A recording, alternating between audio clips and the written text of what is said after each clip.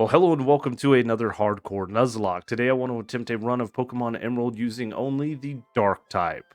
Dark type Pokemon are really fun to play around with, and in the generations that I've done these runs in previously, the physical special split was a thing. That not being a thing here in Generation 3 is definitely going to make this run interesting. You couple that with the fact that there are only 8 available encounters in all of Hoenn, things are going to get very interesting very fast. One of those 8 encounters, the Houndour line, is not available to us until post-game. So that leaves us 7 total encounters, 2 of which we can find before the first gym, 1 of them after the first gym, and then we do not get another viable encounter until after the 5th gym. Things are going to be very interesting for sure, and these early game gym leaders are definitely going to be difficult. But with my knowledge of the game, my skills as a Nuzlocker, and the power of Google, and RNGesus on our side, this run is very doable. Now, we moved from the Johto region to the Hoenn region. Our dad bought us this house, and where does my mom sleep? There's not even a couch. There's no bedroom for my parents. This is my room with the single bed. Where does my dad sleep at the gym, or do they sleep on this table? And if so, I don't even want to know. I eat dinner on that thing, man. Ugh. Some of the first things that we have to do in the game is go meet our neighbor, which we meet Professor Birch's wife, other kid, and of course what is going to be our rival. Now, fun little fact for you, if you go upstairs, typically most people come over and interact with this Pokeball because they're like me and they're like, hey, free item. But if you don't and you just leave the bedroom, you still get a cutscene with May or Brendan, depending on which protagonist you chose. They will not let you not meet your rival. I thought that was just a neat thing that I've known for many years and haven't shown off in a single video yet. Now, speaking of rivals, Pokemon Emerald actually gives us 2 rivals, neither of which we can nickname, so in my head I have nicknamed them Algorithm. Why, you may ask? It's because we are trying to beat the algorithm both in-game and in real life. Now, the in-game algorithm definitely going to be easy. A couple of the battles could be dicey, and I'm not going to show off every single one. However, the real-life algorithm is definitely more fickle, and I need your help to defeat it. How can you help me, you may ask? Well, it's very simple. You can like the video, you can comment, you can subscribe to the channel, you can hit the notification bell, you can share this video with your friends. Any and all interaction helps out the channel tons. I know I sound like a broken record, but if you keep coming back to these videos each and every week, check to see if you're subscribed. A lot of you are not, and it does help out 10 tons. I know it doesn't seem like much, but trust me, it helps out so much. Thank you guys for the continued support, and let's get on with the run. Obviously, none of the starters are Dark type or have the potential to be Dark type, so we had to run Trico until we got to this portion of the game. The run doesn't officially start in these Nuzlockes until we get Pokeballs, but we get the Pokedex from Professor Birch, and then Algo does give us Pokeballs marking the start of our run, so now we can head off and get our first official starter. On Route 103, the Poochyena encounters are level 3 and 4. On Route 101, they are level 2 and 3. I managed not to run into one on Route 101, so we can actually get ourselves a little bit higher of a Poochyena, making it a little bit easier to train this thing on Route 103. We did almost just knock that thing out, and that would have spelled a wipe for us, but we lucked out. We also lucked out that this thing is female. That's for a strategy later that we will talk about. We may or may not use, but I want all options available. We, of course, catch this thing in our first Pokeball, which is awesome, and there is, of course, a nickname theme. I nickname our starter Goron. Taking a look at Goron here, it has a hardy neutral nature. Perfect. On Route 102, at a 1% encounter, we can find ourselves a Seedot, and this is our next encounter. Seedot, unfortunately, is just a pure grass type, so we're going to have to wait till it evolves into a Nuzleaf for it to be a viable encounter, but thankfully Seedot does evolve into a Nuzleaf at level 14, making this thing a viable encounter right before Roxanne. Unfortunately, the Seedot line does not learn any grass-type moves via level up, so things are going to be interesting for sure. Sticking with the name theme, we do nickname our Seedot Korok, and taking a look at Korok here, it has a hasty, plus speed, and minus defense nature. I'll take it. There are even more challenges than I realized with Seedot here. It doesn't learn any attacking grass type moves via level up. It does learn synthesis at level 21, but coming off of Route 102, it only has bide for attacking moves. It doesn't learn an attacking move until level 13, which is nature power, and I want to train this thing in special attack EVs off of wild Ralts. Trying to use bide against a Pokemon that only knows growl is going to make things very difficult, and we would have to use struggle strats. So we made our way through the Petalburg Woods, avoiding as many trainers as we can, picking up the TM for Bullet Seed, which is something I never get. It's normally never a thought, but this will allow us to actually take our Pokemon back to Route 102 and start training Korok up and get as many special attack EVs as we can before our battle with Roxanne. With a bunch of grinding and reaching level 14, we have the first evolution on the team, Korok evolving into a Nuzleaf. With it gaining the part Dark type upon evolution, we now have a second member of the team, and the perfect answer into Roxanne. However, Nuzleaf has nipples, which means it can be milked. Do you think it's more of like an almond milk or like an animal milk? Korok is the perfect answer into Roxanne's rock types. With Geodude being part ground type, it's 4 times weak to grass. Unfortunately, a single Bullet Seed's not enough to take it out, but Bullet Seed is a 2-turn attack, so we do take out the Geodude in a single attack. We also edged our team closer to level 16, which is allowed here in Hardcore Nuzlocke. We just have to be at level 15 when the battle starts. The next Geodude, of course, comes out, and it is going to fall the exact same way to a single Bullet Seed. Nosepass is not quad weak, being only rock type, so we're going to do a little bit less damage to it, and Roxanne has 2 potions as well as an Oran Berry, so we're going to have to deal with a little bit of shenanigans. It also likes to go for Rock Tomb, being a speed lowering tactic, has nothing to do with super effectiveness as we have found out in previous runs.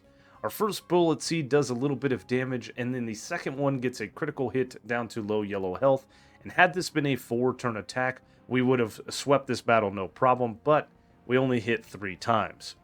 We then get hit with a Rock Tomb, which does connect and lowers our speed, annoyingly. The Oran Berry of Nosepass activates, pulling this thing out of what I thought would be healing range, but Roxanne's a little smarter than I gave her credit for, going for a potion, almost fully healing up the Nosepass.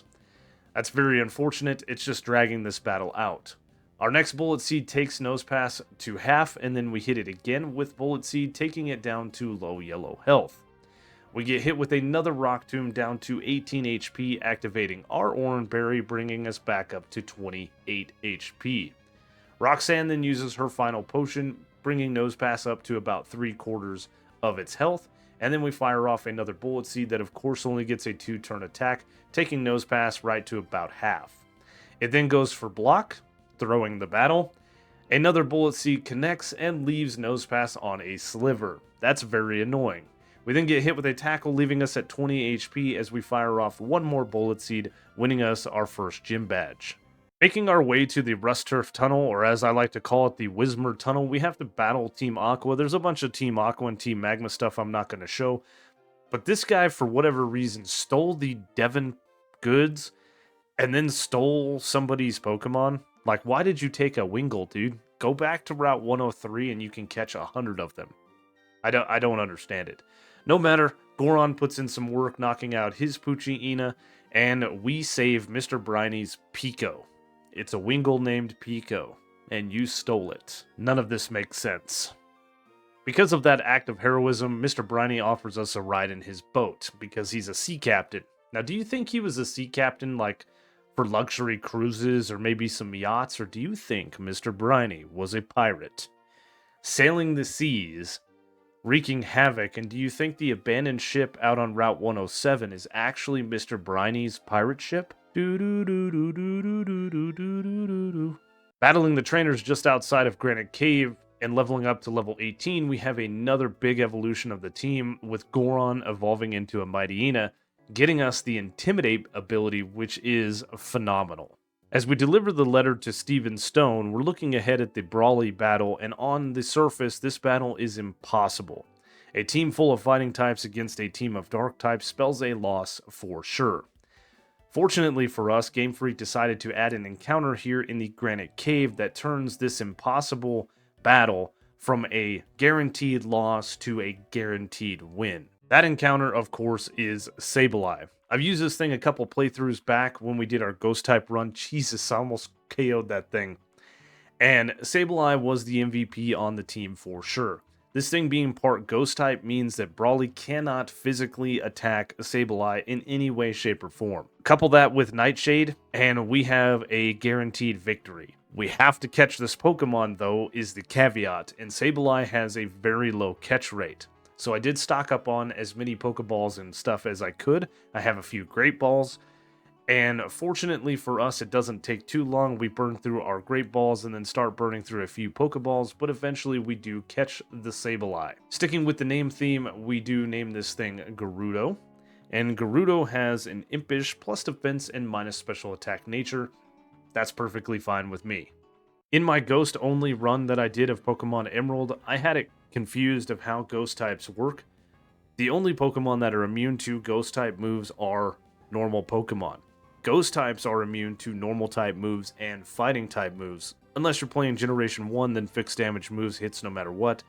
But this isn't Generation 1, and I don't want to get it confused. Nightshade's doing about a third. All that Machop can do is sit there and bulk up, so after a third Nightshade, we do take the Machop down, and Meditite comes out. Again, there is nothing this Pokemon can do, and we do over half of its health with the Nightshade.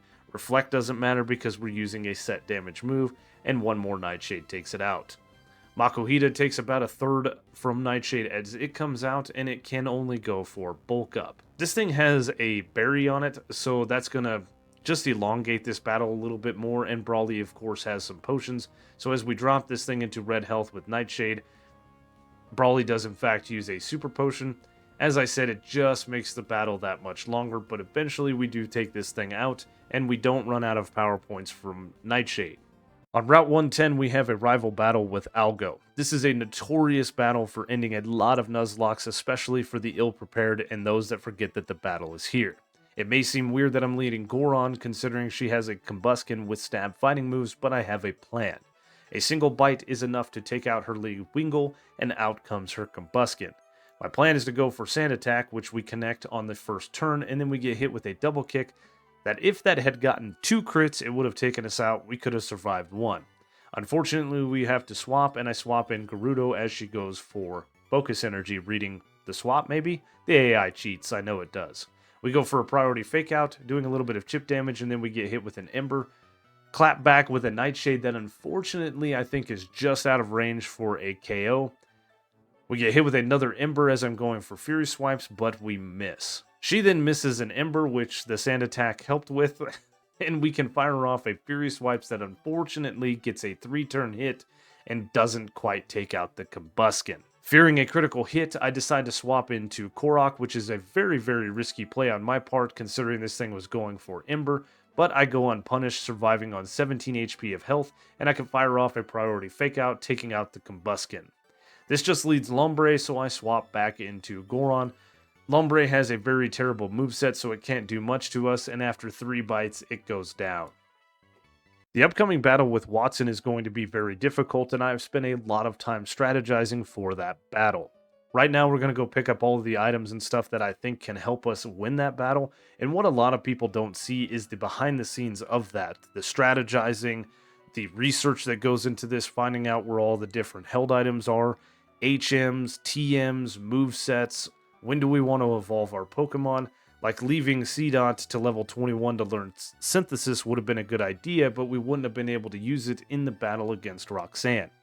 Here in Verdanturf, I'm even picking up the TM for Attract, which is something I never do. There's a lot of effort that goes into this. Then I record, we do the voiceover, we edit it all together. There's just a lot of time spent on these runs, which is why I can only get 1 done a week. Every time I do one of these runs, though, I feel like I'm just putting on clown makeup because people go viral on the internet for some of the dumbest things.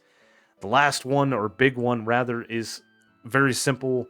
This lady said less than 10 words talking about you gotta hawk Tua and spit on that thing, and she went viral and is now worth over $10 million. For $10 million, I would have done more than just hawk Tua. I'm just saying, I would probably let Diddy hit for 10 mil.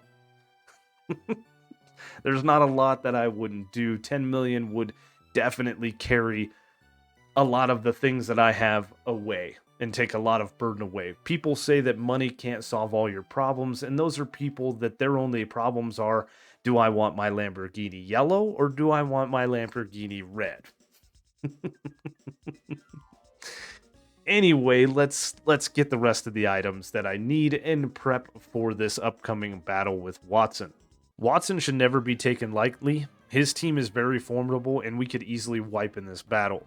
My original plan was to lead Korok and do some damage against the Voltorb, swap in Gerudo on a potential self-destruct miss, and then swap in Goron, set up on the Electrike, and sweep the rest of his team with Rock Smash. That's risking a lot. So just as I was going to do this battle, I remembered I had the TM for Thief. Thief is special in this game. Korok has the most special attack EVs on the entire team, and it has growth. We also resist all of the electric type moves, so barring a critical hit and some paralysis, we should be able to do this no problem. I do have a Health Cherry Berry, but I want that thing in attack for the Magneton because it's definitely going to go for Thunder Wave. Unfortunately, a single Thief isn't enough to take out the Voltorb, so we have to tank one more Spark. Luckily, it doesn't crit, and it doesn't get the paralysis, so 2 more Thieves take out the Voltorb. Out comes Electrike, and normally it goes for Howl, but for whatever reason it decides to go for Quick Attack, taking us down to 33 HP. That's fine, a single Thief takes it out, and out comes Magneton. We do outspeed the Magneton and go for Thief that gets a critical hit. Beautiful.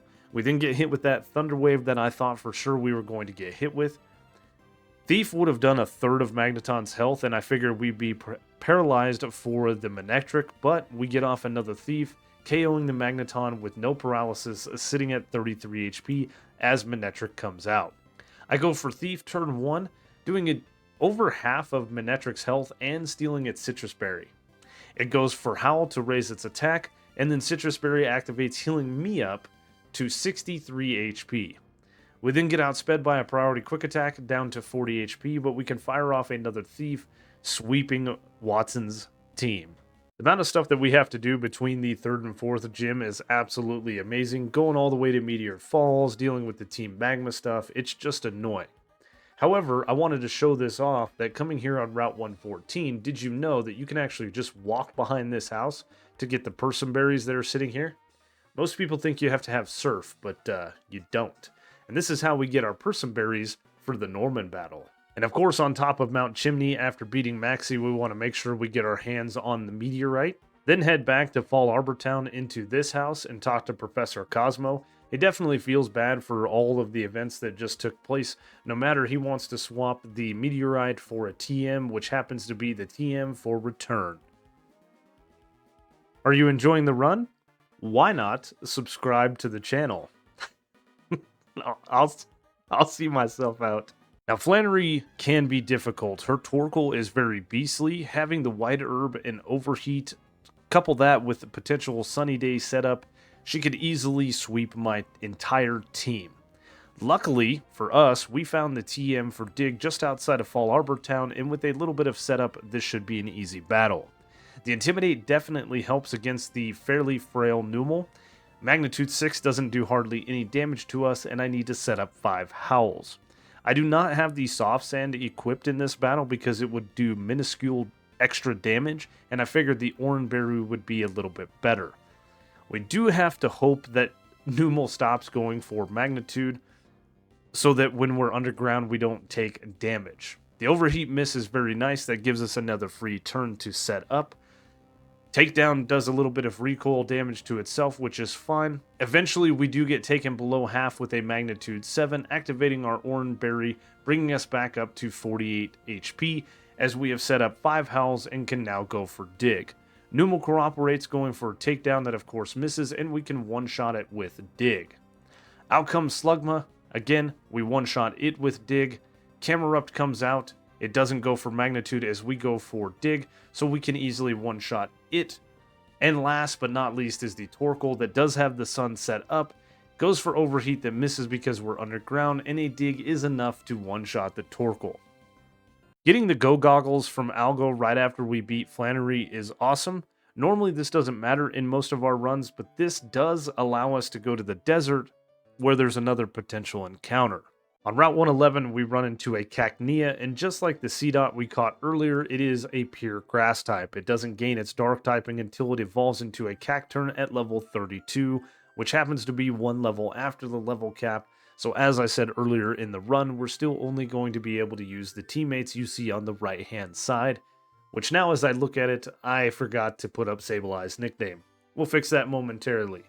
It's been pretty crazy to run only 3 teammates up until the middle part of this game. We've almost overleveled a few times and we've had a couple of close calls, so the fact that we're still deathless at this point is absolutely amazing. Now sticking with the name theme as we catch the Cacnea here, we nickname it Kokiri. I'm sure you guys have guessed the nickname theme by now. Taking a look at Kokiri, it has a rash plus special attack and minus special defense nature. That plus special attack is absolutely phenomenal. The normal type gym leader, our dad Norman, is going to be a walk in the park. For his Spinda, I have equipped a Personberry for Teeter Dance, and we have taught Gerudo the TM for Return, which gets a critical hit turn 1, knocking it out, so nothing I just did or said matters. Vigoroth comes out next. It does outspeed us and go for feint attack, doing a decent amount of damage, but return does half. Beautiful. Another feint attack takes us to 51 HP, and one more return from us knocks out the Vigoroth. Out comes Slacking, and this is a huge threat on Norman's team, but we have Detect. I can use Detect on the attacking turn of Slacking, and then we can go for Rock Smash on its loafing turn, trying to get that defense drop, which is a 50-50 shot. We want to get as many of these defense drops as we can, and we get one on the first Rock Smash. Another Detect on its attacking turn, and then we go for Rock Smash again. We get another defense drop, which is absolutely amazing. I did use a PowerPoint up on the Detect as we go for a third one, and a third Rock Smash, which doesn't get a defense drop, unfortunately. Another Detect, Rock Smash combo brings Slacking down to Citrus Berry range so it heals up a little bit. Detect, Rock Smash one more time, and we finally get that third defense drop, which is absolutely amazing. We go for Detect on its attacking turn one more time, and then we fire off a return that I'm hoping with the -3 defense is enough to take it out, and it is. Beautiful. That was beautifully executed. Lanoon comes out. This thing likes to go for Belly Drum, which it does turn 1, helping me take it out with one more return, winning us the 5th gym badge, and finally we can get some encounters on our team.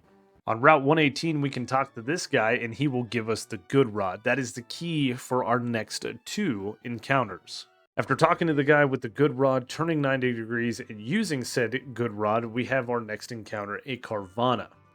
Now, we have 13 Pokeballs and an Ultra Ball to catch this thing. I don't want to do any damage because of how low level it is, and unfortunately, we do not catch this thing in the first Pokeball. As a matter of fact, it takes 6 Pokeballs before we finally catch the Carvana.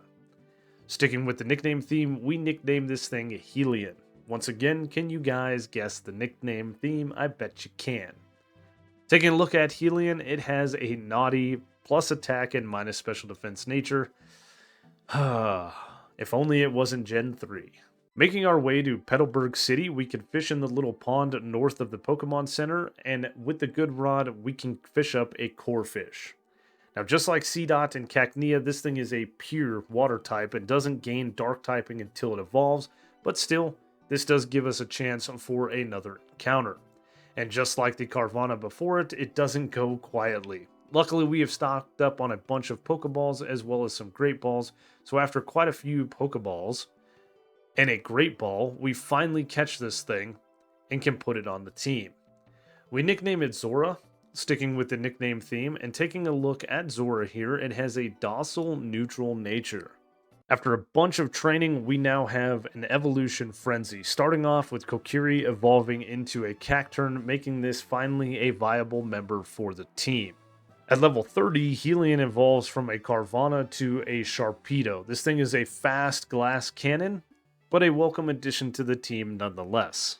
Our next evolution is Zora, finally getting its dark type, evolving into a Crawdont, and this Pokemon right here is phenomenal. I can't wait to see what it does here in Pokemon Emerald. With Surf being available to us south on Route 119, we can pick up ourselves a Leaf Stone, and then quickly using this Leaf Stone, we can go ahead and have the last evolution of the team where we evolve Korok into Shiftry. I should have waited to evolve this thing so it would learn like extra sensory, but that would have been well after the 8th gym, so I want the bulk now. On Route 120, we have our next encounter. I wasn't really ready for this encounter. I was just heading to get the Devon scope, but no matter, Absol doesn't have Swords Dance at level 25, so we can put this thing on the team at little risk. Pin Missile was risky to go for, but my luck with multi-turn attacks, they only hit twice, and that is shown here. Again, I have stocked up on Ultra Balls and Great Balls, so we have plenty to go for this Absol. It does take over 3 minutes back and forth with this thing, throwing Ultra Balls, taking hits, swapping in Gerudo because of the low health that we were at, but eventually we do catch it, and we can add it to the team. Now, sticking with the name theme, I do name this thing Rito, and unfortunately my team is full, so it goes to the box. This is our last viable encounter. Rito here has a gentle plus special defense and minus defense nature. As you can see, it is not a special attacker. It has a very high attack stat, and it can learn Swords Dance, but most of the moves it can learn are special here in Gen 3, so that is going to make things interesting. For now, Rito is actually going to take Goron's spot on the team because I have a plan. The plan is very simple. With the new Mauville side quest, we got the TM for Thunderbolt, and from the game corner in Mauville, we got the TM for Ice Beam atop both of those to Rito, and we should be able to sweep Winona's entire team. A super effective Thunderbolt takes out the Swablu. Tropius comes out next and falls to a quad super effective Ice Beam. Pelipper comes out, and I go for Taunt turn 1, so it can't use Supersonic or Protect, so we can take it out with a quad super effective Thunderbolt. Skarmory then comes out. We don't quite one-shot it with the Thunderbolt, which is a bit annoying, and we get hit with an Aerial Ace, but Winona goes for a Hyper Potion. We put it back into healing range with a Thunderbolt. Winona uses up her second Hyper Potion, and then back-to-back Thunderbolts take out the Skarmory. This just leaves her Altaria, but we actually outspeed it and can take it out with a single quad super effective Ice Beam, winning us a very easy 6th gym battle. Between Winona and Tate and Liza's battle, there is so much Team Magma stuff, Team Aqua stuff, Mount Pyre, the Magma hideout, the Aqua hideout. We have to come here to Slateport before the Aqua hideout, and of course get interrupted with whatever Captain Stern's doing, and then talking to Archie here. None of this stuff makes sense. They just dive into the water into a submarine that was definitely open underwater. Sure, Pokemon. Makes sense. Tate and Liza are normally very difficult. Doing a double battle in this game is very hard to work around, but with a team of dark types, this should be very easy. Xatu can't do anything to us, and Claydol can hit us with Earthquake, which is why I've led Kokiri and Korok because we resist it. Korok decides it's not playing any games and gets a critical hit one-shotting the Claydol. That is very nice. Out comes Solrock. Xatu goes for Calm Mind, but again it can't do anything to us, and I fire off a Needle Arm from Kokiri against the Solrock that cleanly one-shots it, so that was a hell of a showing for turn 1 from our team. We then double up on the Lunatone with 2 Feint Attacks, taking it out as Xatu goes for a Calm Mind in between, but now it is the solo member on the team and can't do anything. Again, going for Calm Mind in between 2 Feint Attacks, putting it at low red health because of the buff to its special defense. Tate and Liza go for a Hyper Potion. We've now put it in a heal lock, going for a back-to-back Feint Attack, Hyper Potion, back-to-back Feint Attacks, Hyper Potions for a 3rd time. I didn't know they had 3 Hyper Potions, that is very annoying. 2 more Feint Attacks put Xatu in low yellow health, and then we can outspeed it one final time with 1 final Feint Attack, finally taking it out, winning us a very, very easy 7th gym battle. Before we make our way to Sky Pillar on the hunt for Rayquaza, I stop in Passiflodog here to talk to this chairman, or the chairman's brother rather, of the Pokemon fan club that likes to take a look at our Pokemon, and if we have a good friendship, will give us another return TM. We then make our way to the top of the Sky Pillar to wake up the Rayquaza, which is like a dad sleeping on the couch, pissed off that his kids are acting up, and is ready to wreak havoc. He, of course, comes down and does the dad thing where he just yells, "Stop!" And the kids are like, "Okay, Dad, we're sorry for waking you up," and they go back to their respective rooms. The last gym leader of the Hoenn region is Juan and his water types. I lead Kokiri against the Love Disc. This thing likes to be annoying with confusion and sleep, but we take it out with a single Needle Arm. This baits in the Celio because of its ice typing, but no matter, a single Needle Arm is enough to one-shot it. Out comes the Kingdra, who can be very, very annoying, so I swap into Zora on an Ice Beam that is resisted so it doesn't do a lot of damage. Then it's a back and forth setup with Kingdra going for Double Team and Zora going for Swords Dance. Double Team round 2, Swords Dance round 2. Double Team round 3, Swords Dance round 3. We're now at +6 as Kingdra swaps it up going for a Water Pulse. Think it was fishing for the confusion, but it doesn't matter. An Aerial Ace through the 3 double teams and we one-shot it. Aerial Ace can't miss, so the setup was for naught. Whiscash comes out and falls to a single +6 Aerial Ace, and then the mirror match with Crawdont falls to a single +6 Aerial Ace, winning us the 8th and final gym. Just before entering the Elite Four, here is the team leveled up to level 55 to meet Drake's Salamence. We have Zora the Crawdont with Sludge Bomb, Swords Dance, Brick Break, and Aerial Ace.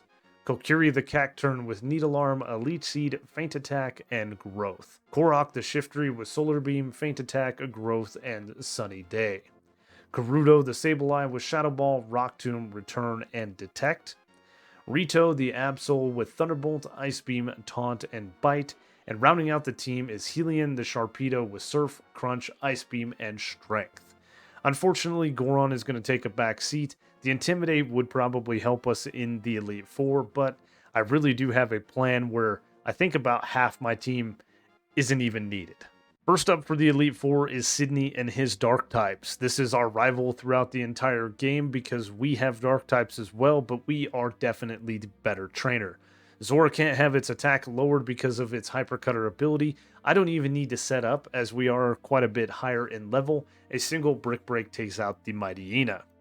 Out next is the Cacturn. It goes down to a single Brick Break as well. Shiftry is then baited out next. It too falls to a single Brick Break. We're going to one-shot sweep this entire team. The mirror match with Crawdont, we win with a single Brick Break. Absol comes out, we outspeed it, and one-shot it with Brick Break. Against Phoebe and her ghost types, it's my choice of who I wanted to use. Kokiri happens to have the highest special attack, and it has the setup move Growth, as Dusclops likes to go for Protect turn 1, so rather than a wasted attack, we go for Growth. We then go for Feint Attack, and it's going to be a Feint Attack one-shot sweep on our entire team. The first Dusclops goes down. Out comes her more bulky and better equipped Dusclops, but it's no match for Kokiri and Feint Attack. Bayonet comes out, and it falls to a single Feint Attack. The Sableye comes out next, and this was the only Pokemon I didn't think we would one-shot, but we do with a single Feint Attack. And the last Bayonet, of course, falls as the first one did to a single super effective Feint Attack. Glacia's Ice-type team really doesn't stand much of a chance against Zora. Zora resists Ice-type moves and can set up with a Swords Dance turn 1 to ensure the one-shot. Celio just goes for Hail, doing a little bit of chip damage to us as this battle progresses, but no matter, we one-shot the Celio with a single Brick Break. Out next is her second Celio. As I said, we take a little bit of chip damage from Hail, and then we can one-shot the Celio with Brick Break. Her first Glalie comes out. We take it out with a single super effective Brick Break. We also have the Black Belt equipped, so it's doing a little bit more damage. Walrein then comes out, and with the Swords Dance, we cleanly one-shot it with a super effective Brick Break. That is the whole reason we set up. The last Glalie comes out, and it too falls to a single Brick Break, and this is the first time we've taken any damage in the Elite Four.